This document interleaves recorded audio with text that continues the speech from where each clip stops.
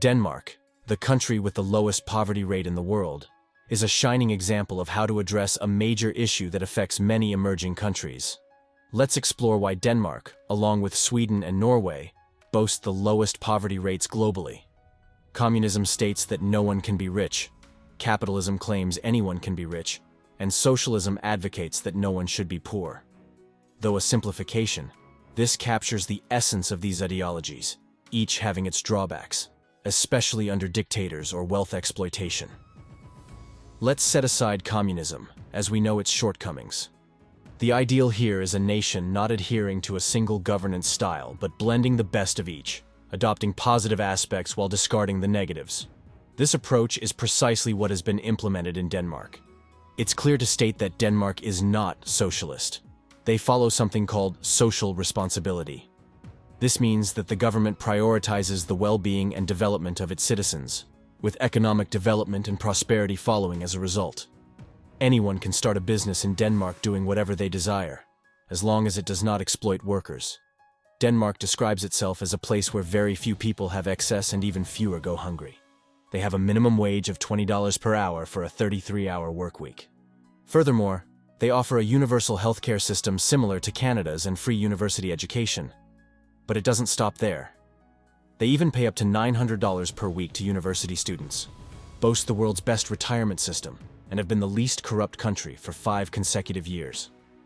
Childcare is subsidized, with parents paying between 30% to 10% of the cost. The rest is covered by the government. You might wonder where the money for all this comes from. Well, in life, nothing is free. Unlike many Latin American governments, which view poverty as inevitable and a permanent part of society, Denmark sees poverty as outdated, something that belongs in the past and need not exist today. The country maintains its economic growth, infrastructure development, and a free market, but not at the expense of exploiting a lower class. This means that such a lower class does not need to exist. Maslow's pyramid describes human needs at different levels. At the base are basic needs such as air, water, sleep, shelter, and reproduction. If these needs are not met, it is difficult to focus on the higher layers. Next come personal safety needs, such as employment, resources, health, and crime prevention. After that, social needs, like love, friendship, intimacy, family, and acceptance. Then we have self-esteem, respect, status, and recognition. At the peak is self-actualization, the desire to become the best version of oneself.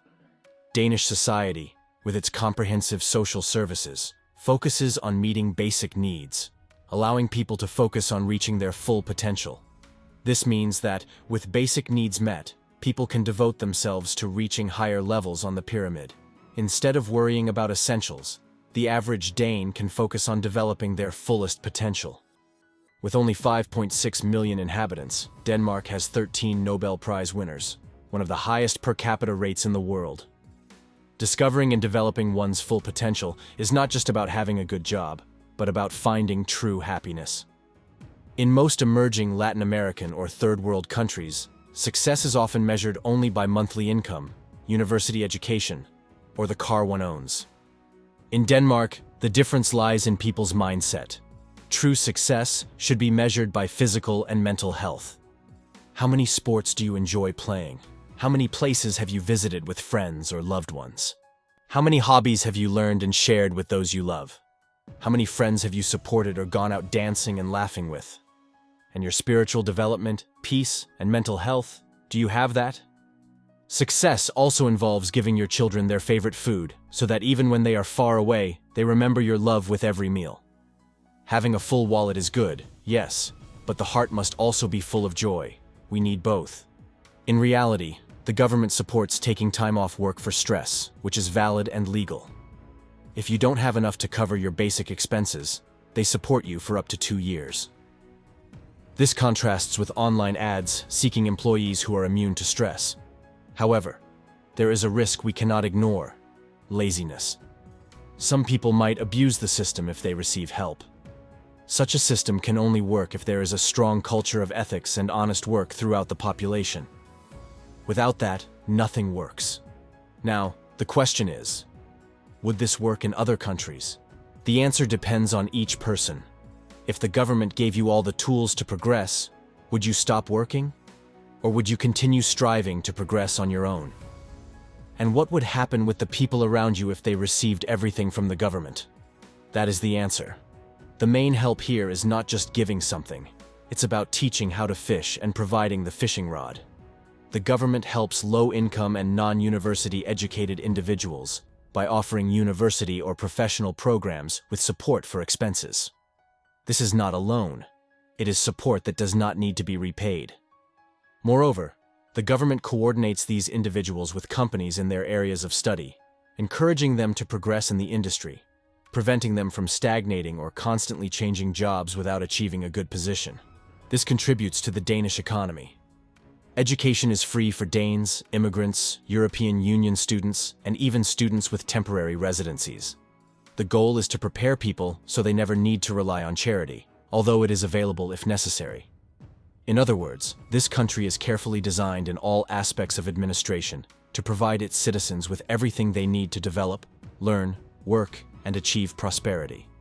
Surprisingly, when citizens are ready, the government encourages reducing work hours, suggesting they spend more time enjoying with their families. Denmark is one of the few countries where the government itself urges people to work less. This is unusual elsewhere, but here, it seems to be because it is one of the least corrupt countries. This is due to the great freedom of the press, an independent judiciary, and a high standard of integrity and honesty for both public officials and business owners, whether they own small or large businesses. Danes generally believe in the strong responsibility of each person to work and pay taxes. They value contributing to the pension of the elderly, preparing the youth, caring for the sick, and supporting newly arrived immigrants. If someone is unemployed, they receive support for up to 2 years, but they are also ensured to be looking for work or training. The approach is a combination of support without incentivizing laziness.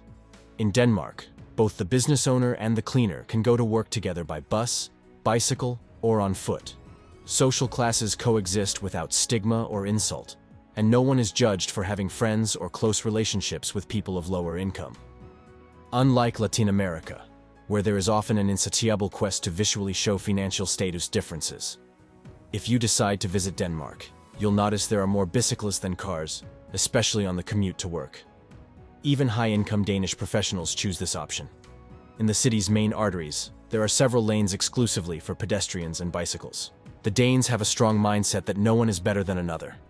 It's like an unofficial law in the Danish mindset and culture, which dictates that you shouldn't feel more valuable or smarter than anyone else, regardless of their background, economic position, or appearance. In summary, the Danish government offers a wide range of social services, including healthcare, education, and affordable housing. This means that, even in low-income situations, citizens can access basic high-quality services without fear of medical bankruptcy or lack of educational opportunities. Despite economic hardships, low-income Danes can often benefit from government-funded training and education programs to improve their job prospects. Although the country has managed to maintain a high standard of living for most of its citizens, it continues to work on addressing economic inequalities and ensuring that all Danes, regardless of their income, can enjoy a good quality of life. If you liked the video, subscribe to the channel, leave your like and your comment. See you in the next video.